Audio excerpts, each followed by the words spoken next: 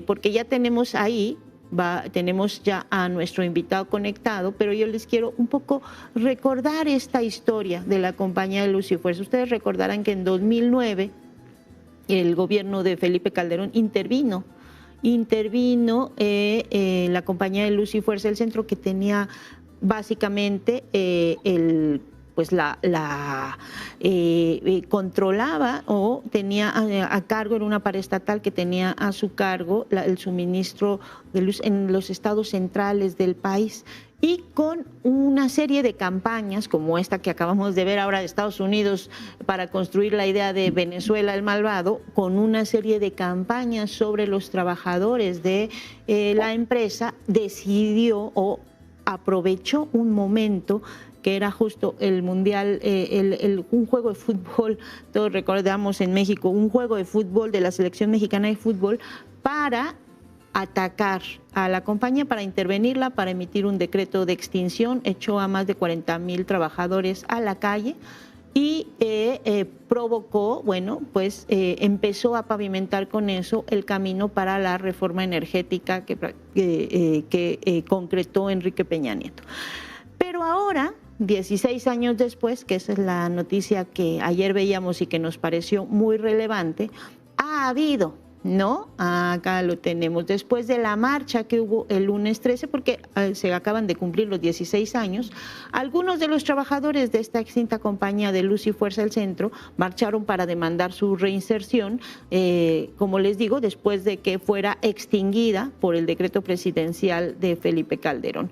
Y la marcha, que culminó en el centro de la Ciudad de México, se entregó, terminó ahí afuera de la Suprema Corte, y se entregó un documento a la Suprema Corte de Justicia en la que se piden que se revise ese decreto de extinción, y así como una sentencia de 2013 que negó un amparo al Sindicato Mexicano de Electricistas, que aglutina a muchos de los trabajadores despedidos, y le pidieron pues a la Suprema Corte integrar un equipo de trabajo con jueces y ministros para explorar la posibilidad de revertir estas decisiones.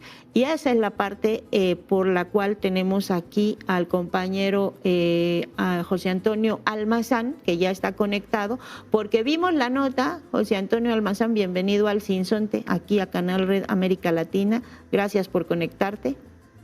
Muchas gracias, compañera Daniela, es un gustazo estar aquí contigo para un tema que tiene muchas vertientes, muchas facetas, muchos planos de análisis. Muchos planos. La vimos y dijimos tenemos que tratar de entender qué está pasando. Nos parece una muy buena decisión, pero queremos tener tu primera lectura sobre esto. Correcto, muchas gracias. El proyecto de privatización no nace con Calderón, ojo con eso. Ese proyecto lo manejó inicialmente Carlos Salinas de Gortari, sí, el capo mayor del neoliberalismo de nuestro país. En el marco del tratado, en aquel entonces, de comercio con Canadá y Estados Unidos, el TEMEC famoso, él formuló una estrategia para avanzar en la privatización de lo que era la vieja compañía de Luz y Fuerza del Centro. Pero no le funcionó. Hubo un detalle ahí que es relevante subrayarlo. Vino la insurrección del EZLN, de las comunidades zapatistas en el sureste, en Chiapas, y eso truncó la posibilidad, porque desde el ESME muchos, incluido un servidor, comenzamos a apoyar esa lucha para los más pequeños, para las comunidades originarias, para los pueblos indígenas. Y para evitar que esa alianza se concretara, él frenó esa ofensiva y ofreció, ya estando en el cargo Zedillo, la posibilidad de crear un nuevo organismo. La Compañía de Luz se transforma entonces en un organismo descentralizado, Luz y Fuerza del Centro, y sin embargo, los planes de privatización siguieron. Con Zedillo, mediante una reforma que no prosperó gracias a la movilización del ESME, y después con Fox, que prefirió congelar su iniciativa, más bien fue congelada bajo los argumentos que se manejaron en contra de Zedillo. pero los planes ahí seguían. Y lo que hizo Calderón fue aprovechar ese proyecto, darle forma y violando la Constitución y violando las leyes, tomó las instalaciones primero, de facto, asaltó las instalaciones bajo bayoneta y pistola en la cabeza, obligó a mantener la continuidad del servicio y horas después, formuló un decreto de extinción y liquidación y ahí sigue. Cuando digo que ahí sigue, sí, fue liquidada, pero no fue extinta, o al revés, fue extinta pero no liquidada, porque a la fecha Luz y Fuerza del Centro funciona como un organismo en proceso de liquidación por varias razones que tienen que ver con lo que ha ofrecido el ministro presidente Hugo Aguilar Ortiz, que tiene que ver con que Toño, si me permites, antes de pasar a la parte de Hugo Aguilar, vamos a ver el video de Calderón con ese decreto. Hoy publiqué un decreto mediante el cual se extingue Luz y Fuerza del Centro, la empresa pública encargada hasta ayer del servicio de energía eléctrica en el Distrito Federal y en diversos municipios del Estado de México, Hidalgo, Puebla y Morelos. He tomado esta decisión con base en lo que dispone el artículo 16 de la Ley Federal de Entidades Paraestatales, que establece la extinción de las empresas y organismos descentralizados cuando su funcionamiento no resulte ya conveniente desde el punto de vista de la economía nacional o del interés público. Este era el caso de Luz y Fuerza del Centro por varias razones. El organismo enfrentaba una situación financiera insostenible. Sus costos de operación eran casi el doble de sus ingresos.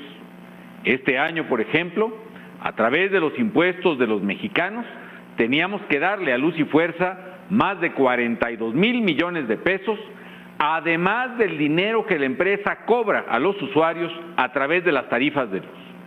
Es decir, recibía una cantidad casi igual a todo lo que destinamos al combate a la pobreza a través del programa de oportunidades, que beneficia a casi 25 millones de mexicanos que viven en pobreza extrema, o bien recibía el doble del presupuesto de la Universidad Nacional Autónoma de México. Lo peor de todo es que las pérdidas económicas venían aumentando año con año hasta hacerse impagables. Para seguir manteniendo a la empresa, hubiera sido necesario subir desproporcionadamente las tarifas eléctricas o aumentar constantemente los impuestos. Esto sería injusto, particularmente ahora que nuestro país vive momentos difíciles en lo económico. Estábamos recordando ahí esos 2 minutos de una sucesión de mentira tras mentira, mi querido Toño Almazán. Bueno, todo esto ya se ha visto a lo largo de los años siguientes, que era pues justamente una acumulación de mentiras. Y ahora sí, sigamos con lo que el tema que está. Nos decías, está extinta, pero no se acabó, o no se liquidó, no se liquidó, pero está liquidada, pero no extinta. No ha sido liquidada por razones. ¿Cuáles son los temas de la reunión que tuvieron, o de los argumentos del ministro Hugo Aguilar? Bueno, yo no estuve ahí, pero estoy al tanto. Y además he sido partícipe en esta demanda de que el tema sea reanalizado por varias razones, por varias razones. Voy a ir a lo fundamental, que me parece que es una materia constitucional. Resulta que esa extinción-liquidación, plagada de mentiras, entre otras decir que le salía muy caro al Fixto, es aberrante. ¿Por qué? Porque nos obligaban a comprar energía cara a Comisión Federal de Electricidad y luego nos obligaban a vender por debajo de ese precio de compra a Comisión Federal. Así quiebra cualquier empresa, la que tú me pongas por delante, la más boyante, si funciona mediante este mecanismo de descapitalización, la vas a llevar a la quiebra, como sucedió con Luz y Fuerza del Centro, en unos meses, ¿sí? ¿Qué pasó exactamente en ese momento? ¿Sí? Se buscó apoyar el decreto en la Constitución, Pero aquí está lo interesante del asunto. Ese decreto tiene bases falsas, endebles. ¿Por qué? Porque se pudo haber corregido cualquier situación simplemente respetando los derechos de los trabajadores, cosa que no se hizo. Y se prefirió, porque ese es el fondo del problema, armar un negocio, un proyecto de privatización para favorecer la entrada del capital privado en la zona más importante del país, la zona centro, en donde se asienta aproximadamente entre un 28-30% del Producto Interno Bruto de la nación. Se privilegió la privatización por encima de los intereses de la nación y pisoteando los derechos de los trabajadores. Teníamos derecho a un patrón sustituto. Y aquí viene lo interesante, y el ministro debe revisar ese caso desde esta óptica. Resulta que un tribunal colegiado en materia administrativa y laboral concedió, ante la demanda del Sindicato Mexicano de Electricistas, concedió el reconocimiento del patrón sustituto. Pero vino la orden desde arriba, y aquí involucro a Peña Nieto, que le dijo a la Suprema Corte: para eso, porque el negocio lo vas a echar para abajo si le da el patrón sustituto. Entonces, hay muchos temas que revisar, particularmente este que estoy tocando, del patrón sustituto, que era la salida viable, porque ¿qué sucedió realmente en los hechos? Sucedieron varias cosas.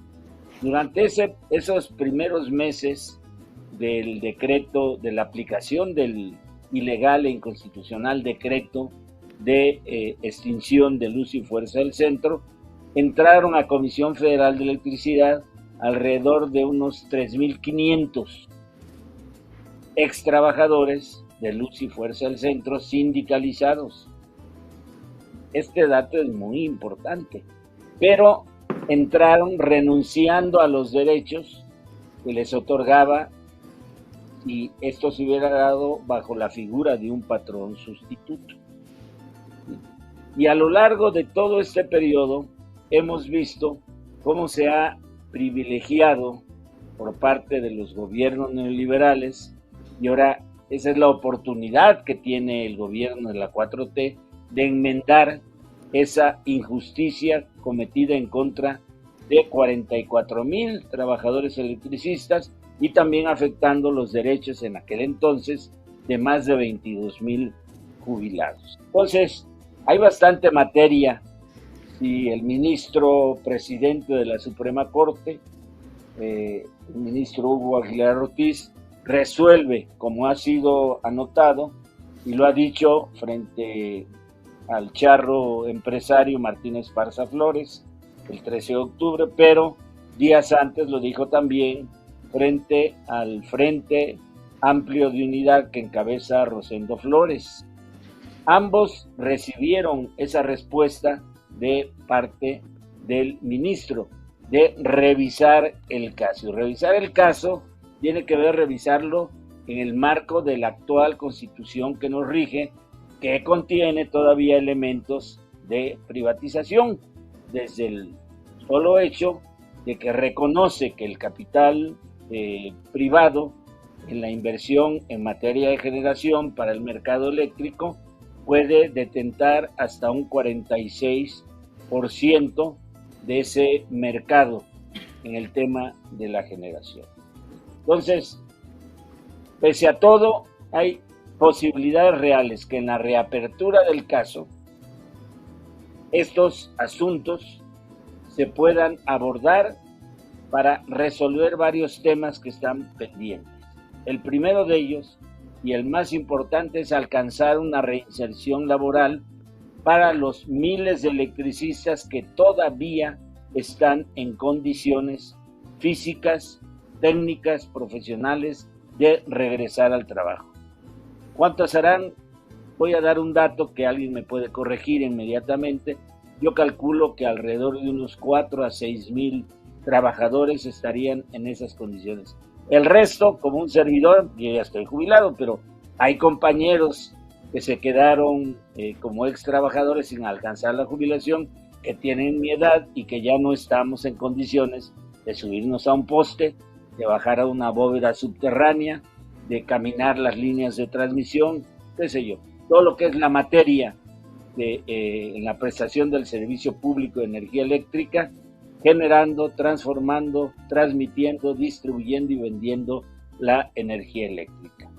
Pero si el ministro resuelve reaperturar el caso, tiene que escuchar todas las opiniones, y aquí me incluyo, porque un servidor, junto con algunos decenas, cientos de compañeros electricistas democráticos, hemos enviado también sendos documentos a la compañera presidenta Claudia Sheinbaum Pardo, razonando esta propuesta de la reinserción laboral en los términos que estoy señalando.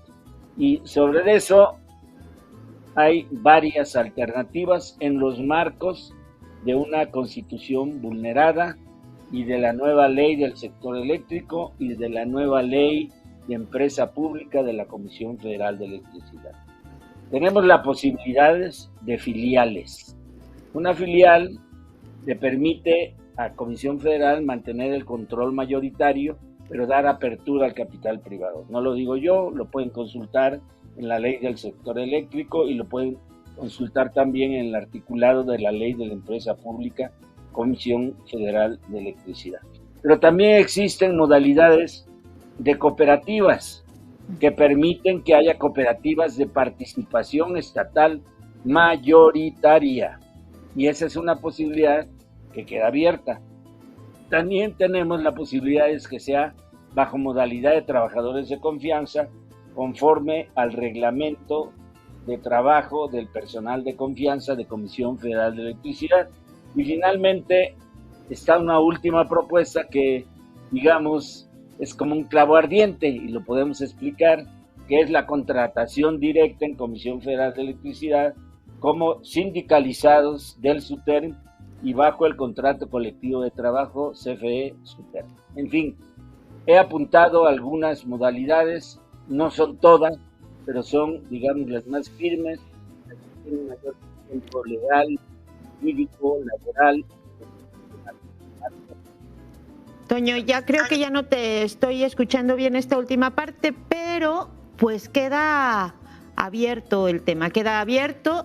Creo que vamos, digamos, es como el inicio, la idea de que se pueda revisar.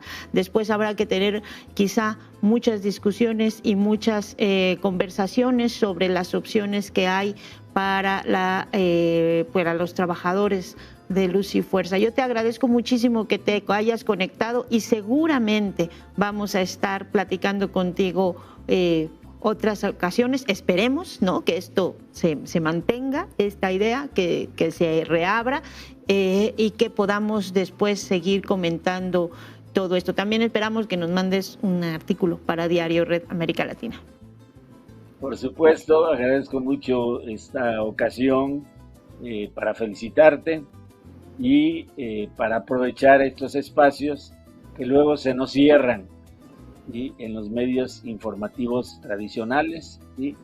Y pues vamos a estar muy al pendiente porque el tema, como bien indicaste al principio, está inserto en un país que tiene la mayor frontera con los Estados Unidos y donde el tema energético, electricidad y petróleo están íntimamente ligados a la historia de nuestro país desde antes, durante y después de la Revolución Mexicana. Es un tema candente pero obligado, si no perdemos la perspectiva de que para construir el México que queremos todos, con libertad, justicia y democracia, se requiere tener un sector energético soberano, que esté en manos de la nación y controlado por el pueblo a través de sus diferentes expresiones. Muchas gracias. Gracias, Toño Almazán. Vamos